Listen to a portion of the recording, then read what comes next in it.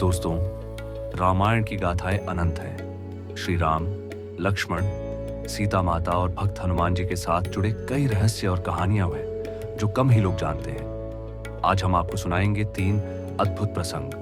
1, हनुमान जी द्वारा अहिरावण वध 2, श्री राम जी द्वारा 10 सिरों वाले रावण वध 3 और अंत में मां सीता द्वारा सहस्त्र शीर्ष 1000 सिरों वाले रावण का वध। चलिए शुरू करते हैं। 1, अहिरावण वध। हनुमान जी की लीला। लंका युद्ध के दौरान रावण का मायावी भाई अहिरावण, जो पाताल लोक का अधिपति था, छल से श्री राम और लक्ष्मण को अपने लोक में ले गया।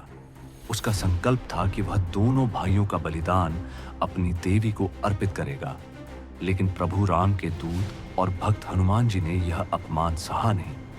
वे पाताल लोक पहुंचे और अहिरावण से भयंकर युद्ध किया। अहिरावण ने अनेक मायाएं रची, परंतु अंततः हनुमान जी ने पंचमुखी स्वरूप धारण किया और उसका वध कर दिया। इस प्रकार श्री राम और लक्ष्मण की रक्षा हुई। 2, दशानन रावण वध। श्री राम की विजय।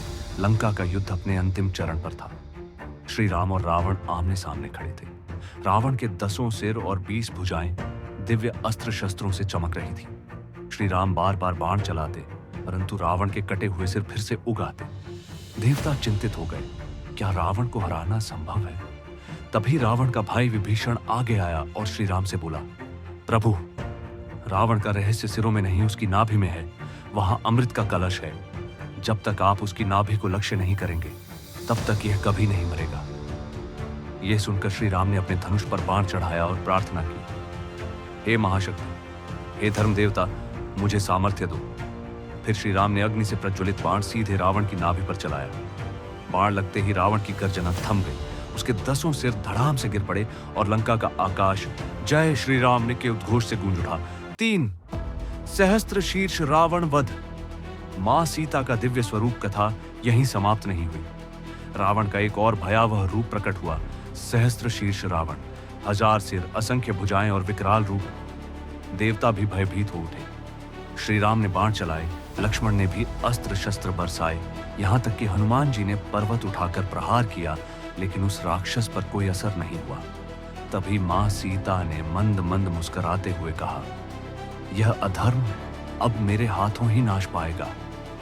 मां सीता ने अपना दिव्य स्वरूप प्रकट किया। उनका तेज इतना अलौकिक था कि समस्त दिशाएं प्रकाशमय हो गई। वे एक खेल भाव लीला मुद्रा में थी, मानो यह कोई गंभीर युद्ध नहीं, बल्कि एक सहज मनोरंजन हो। उन्होंने अपने कर कमलों में दिव्य शस्त्र धारण किया और एक एक कर रावण के सभी 1000 सिर काट डाले। सहस्त्र शीर्ष रावण क्षण भर में धराशायी हुआ और तुरंत ही भस्म हो गया। इस प्रकार विभीषण के मार्गदर्शन से श्री राम जी ने दशानन रावण का वध किया और अंत में मां सीता ने अपने आदि शक्ति स्वरूप में प्रकट होकर सहस्त्र शीर्ष रावण का संहार किया।